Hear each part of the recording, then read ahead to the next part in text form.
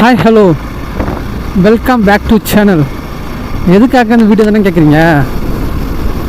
வண்டி வாங்கி இந்த மந்தோட 1 இயர் கம்ப்ளீட் ஆகுது.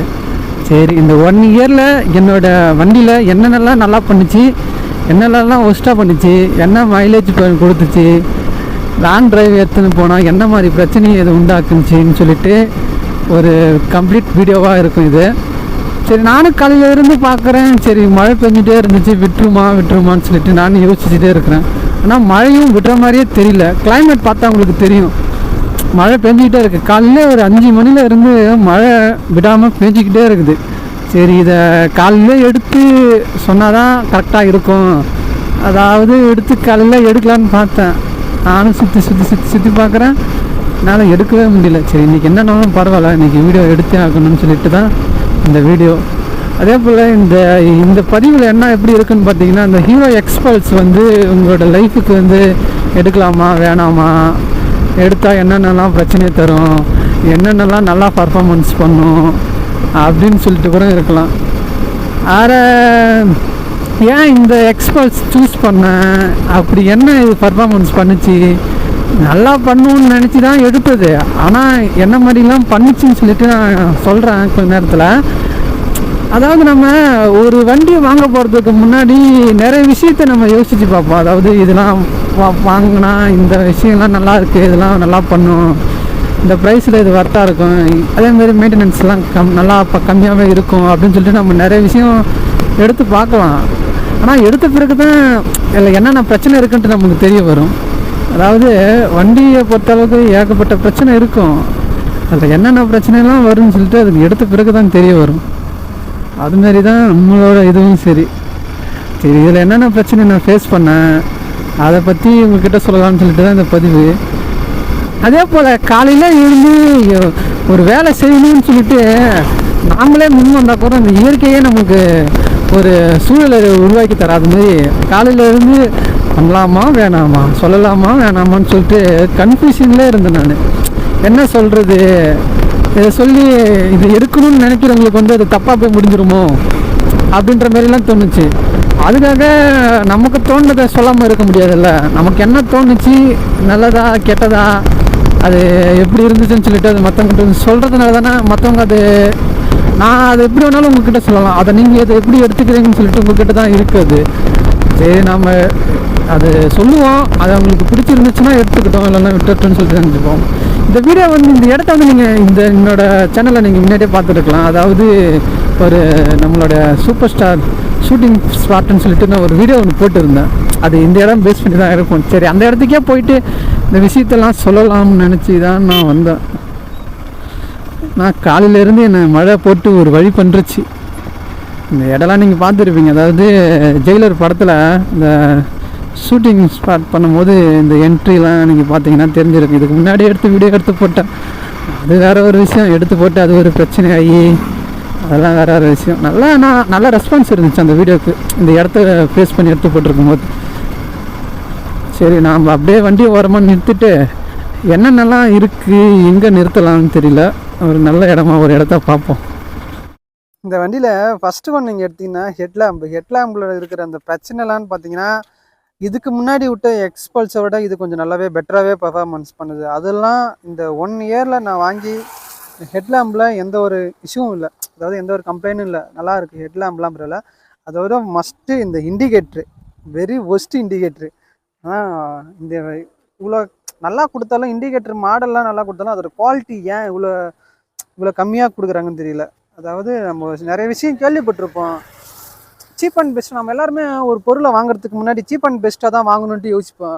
அது எனக்காக இருந்தாலும் சரி, உங்களுக்கு இருந்தாலும் சரி, நல்ல குவாலிட்டியில் அது நல்லா சீப்பாக மலிவாக கிடைக்கணும் அப்படின்ட்டு நம்ம யோசிப்போம். அதாவது நம்ம ஒரு விஷயம் அப்போ தான் எனக்கு தோணுச்சு, சீப்பாக இருக்கிறது என்றைக்குமே பெஸ்ட்டாக இருக்காது, பெஸ்ட்டாக இருக்கிறது என்றைக்குமே சீப்பாக கிடைக்காது அப்படின்ட்டு. இது எனக்கு இந்த வண்டி சில யூஸ் பண்ணும்போது தான் தெரிய வந்துச்சு. அதில் ஃபஸ்ட்டு ஒன்று பார்க்குறது இந்த இண்டிகேட்டர் ஒன்று சொல்லலாம்.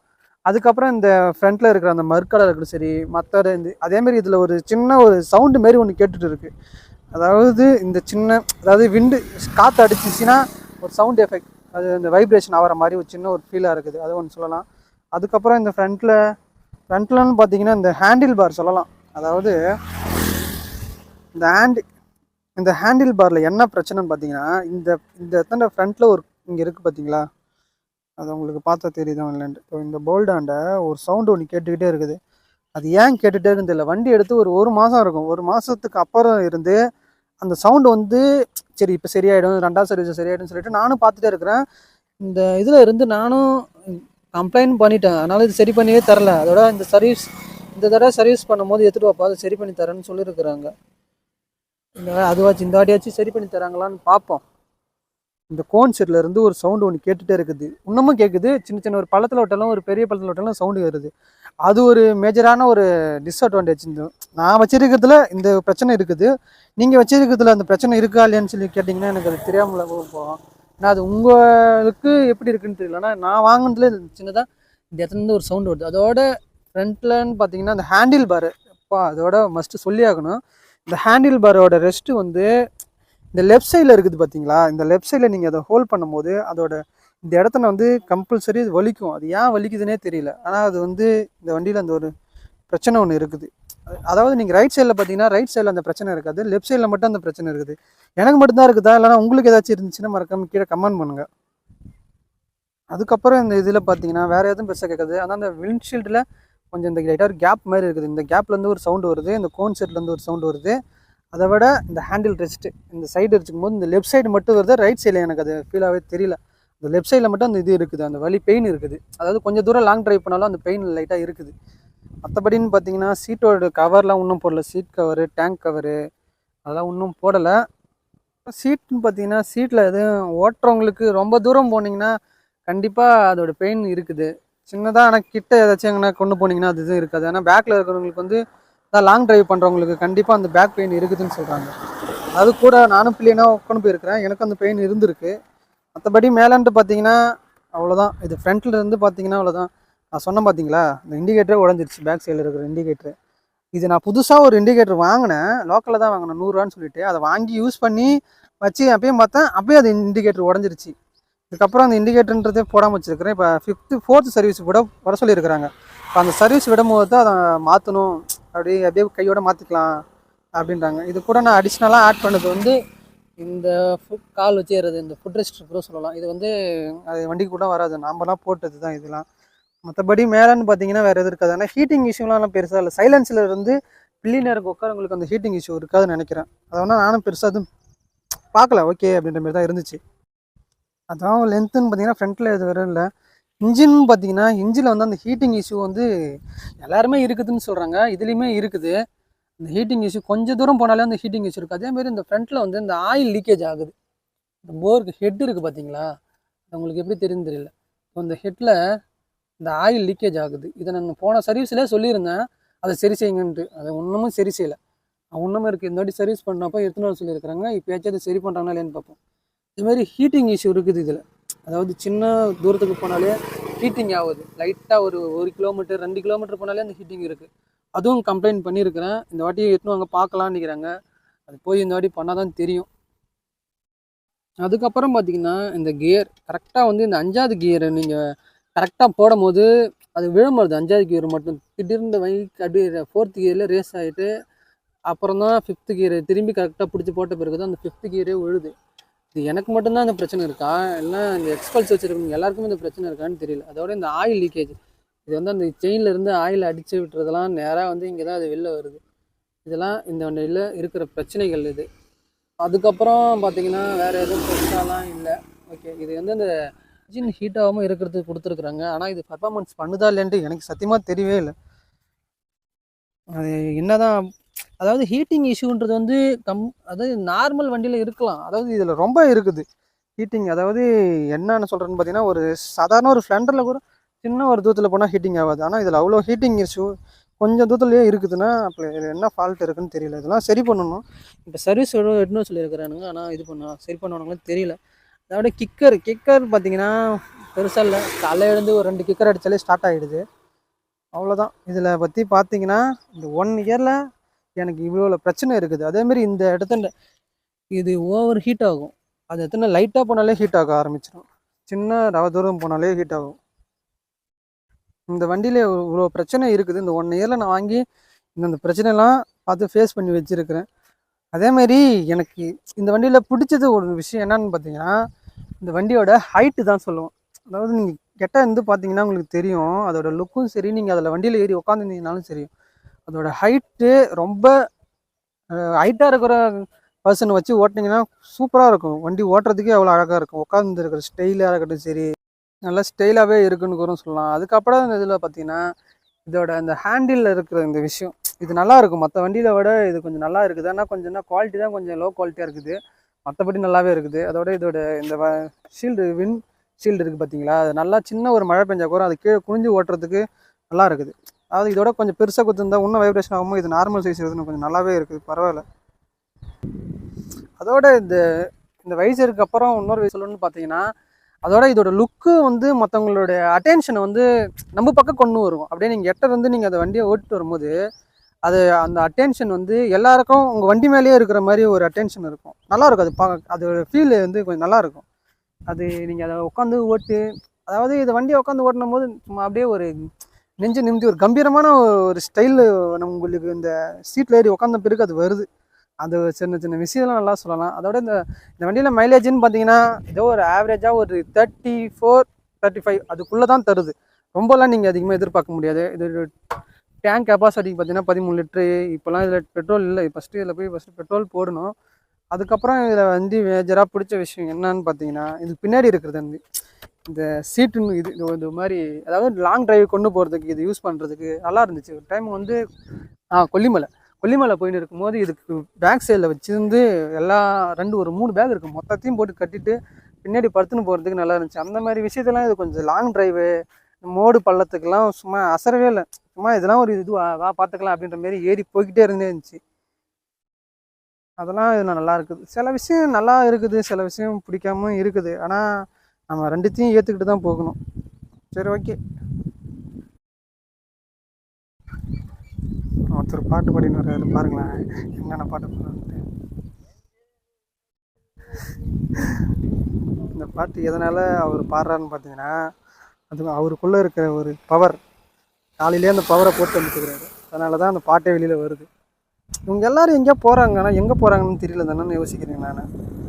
இங்கே பார்த்தீங்கன்னா உங்களுக்கு தெரியும், எல்லோரும் காலையில் எங்கேயோ விறுவிறுப்புன்னு இந்த பாலத்துலேருந்து எங்கேயோ அண்ணாண்ட போயிட்டே இருப்பாங்க. இது என்னன்ட்டு பார்த்தீங்கன்னா, இந்தாண்டேருந்து அண்ணாண்ட போனீங்கன்னா அது ஒரு பாண்டிச்சேரி பார்ட்ரு. இந்த பார்டரை கிராஸ் பண்ணினாலே பாண்டிச்சேரி தான். அதோட ஷூட்டிங் ஸ்பாட்டுன்னு பார்த்தீங்கன்னா அது இந்த இடம் தான் இருக்கும். அதாவது அந்த சூப்பர் ஸ்டார் ஒரு ஜெயிலர் எடுத்துருப்பாங்க பாருங்கள், கரெக்டாக இந்த பிரிட்ஜில் இருந்து தான் வந்து இந்த ஒரு கண்டெய்னர் வந்து ஒரு கிராஸ் ஆகும். அந்த இடம் தான் இது.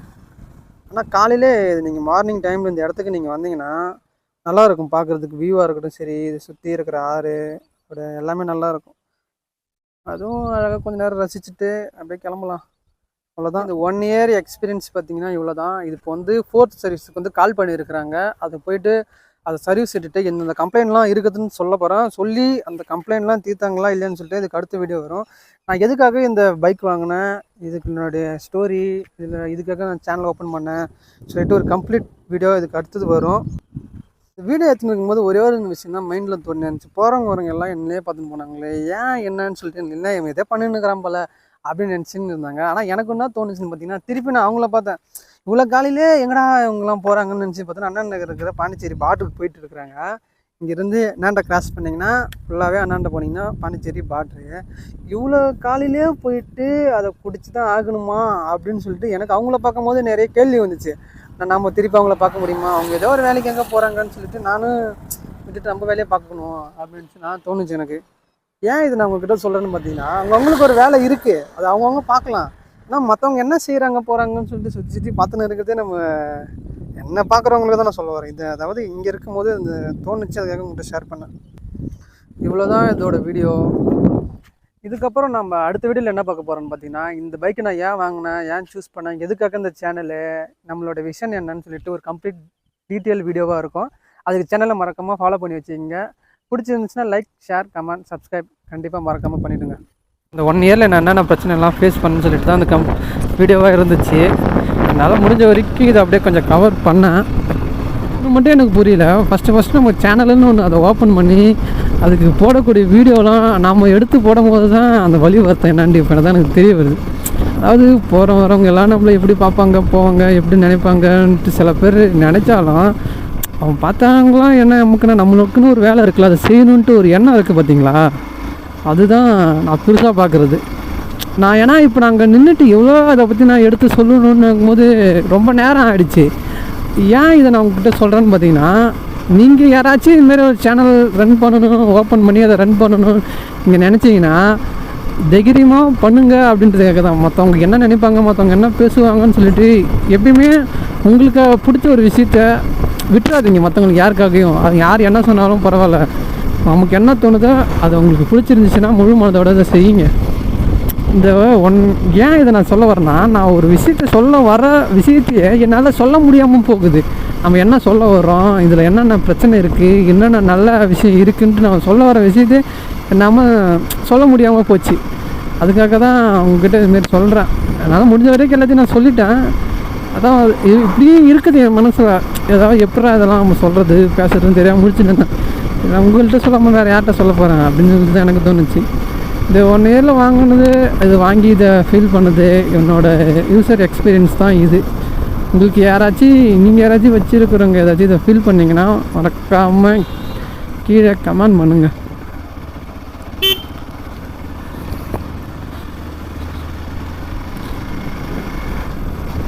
நம்ம என்ன பண்ணுறோம் என்ன செய்கிறோன்னு தெரியாமல் சில பேர் என்னென்னமோ செஞ்சுன்னு இருக்கிறாங்க. அவங்க வேலையை பார்க்குறவங்களும் இல்லையோ, மொத்தம் என்ன செய்கிறான் மொத்தம் என்ன பண்ணுறான்னு சொல்லிட்டு பார்க்கறதுக்குன்னே சில பேர் இருக்கிறாங்க. நம்மளும் அப்படி இருக்கக்கூடாதுன்னு தோணுச்சு எனக்கு. மற்றவங்க என்ன பண்ணால் என்ன, நம்ம வேலையை நம்ம செய்யணும் போகணும் அப்படின்னு தான் எனக்கு தோணுச்சு. காலையிலே நல்லா இருக்குது கிளைமேட்டுன்னு சொல்லிட்டு வெளியில் வந்தேன். ஆனால் இதுவும் ஒரு அனுபவம் தானே. வாழ்க்கையில் எல்லாமே எடுத்த முதல் அடியிலே கிடச்சிருமான்னு திரும்பி நம்ம பண்ண போக போக தான் அது நமக்கு கிடைக்க வரும். அதை நம்ம எவ்வளோ பேஷனேட்டாக அதுக்கு நம்ம முழு மனசோட அதை நம்ம எவ்வளோ நேசிக்கிறோன்னு சொல்லிட்டு நம்ம பண்ணுற வேலையை பொறுத்து தான் இருக்குது. நம்ம அடுத்தடுத்து பண்ணுறோம் பார்த்தீங்களா, இதை விட நல்லா பெஸ்ட்டாக பண்ணணும் அப்படின்ற அந்த ஒரு பேஷனேட்டாக நீங்கள் அந்த வேலையில் இருக்கும் போது தான் அது ஒரு ஆர்ட்டாக மாதிரி வெளியில் வரும். நான் சொல்கிறது உங்களுக்கு பிடிக்காமலும் போகலாம். நான் சொல்கிற விஷயம் உங்களுக்கு பிடிச்சி தான் ஆகணுன்ட்டு எந்த ஒரு கட்டாயமும் கிடையாது. இதெல்லாம் நான் ஃபேஸ் பண்ணுறேன்னு சொல்லிட்டு உங்களுக்கு சொல்கிறேன். பிடிச்சிருந்தால் எடுத்துக்கோங்க, இல்லைன்னா விட்டுருங்க, நோ ப்ராப்ளம். இந்த சேனல் நான் ஏன் ஓப்பன் பண்ணேன், எதுக்காக நான் பைக் வாங்கினேன் அப்படின்னு சொல்லிட்டு ஒரு கம்ப்ளீட் வீடியோவாக அடுத்து வரக்கூடிய சேனல், அடுத்து வரக்கூடிய வீடியோவில் கண்டிப்பாக இருக்கும். இந்த சேனலில் முன்னாடி இருந்து இப்போ வரைக்கும் சப்போர்ட் பண்ணுற எல்லா நல்ல உள்ளத்துக்கும் மிகப்பெரிய நன்றி. இதே போல் இந்த வீடியோவை ஆரம்பத்துலேருந்து கடைசி வரைக்கும் எனக்காக பார்த்தீங்க பார்த்தீங்களா, ஏதோ ஒரு விஷயம் சொல்ல வராண்டா என்னன்னு தெரியலன்ற மாரி உங்களுக்காக நன்றி. ஆனால் நான் உங்களுக்கு ஏதாச்சும் ஒன்று செய்யணும்னு சொல்லிட்டு தோணிகிட்டே இருக்குது. பார்ப்போம், கண்டிப்பாக அதை செய்வேன், அப்படியெல்லாம் விட்டுட்டு போயிட மாட்டேன். நல்ல முடிஞ்ச வரைக்கும் ஏதாச்சும் உங்களுக்கு ஏதாச்சும் செய்யணும். ஆனால் அது உங்களோட பேர் சொல்கிற போல் இருக்கணும். அதாவது ஒரு விஷயம் நம்ம செய்கிறோன்னா கொடுக்குற விஷயம் மாதிரி இல்லாமல் நாளைக்கு காலத்துக்கு அது பேர் சொல்கிற போல் இருக்கணும் ஒரு விஷயம். அது மாதிரி ஏதாச்சும் ஒரு விஷயம் கண்டிப்பாக பண்ணுவோம். இதோட இந்த வீடியோவை என் பண்ணிக்கலாம்னு தோணுது, என் பண்ணிக்கிறேன். பாய்.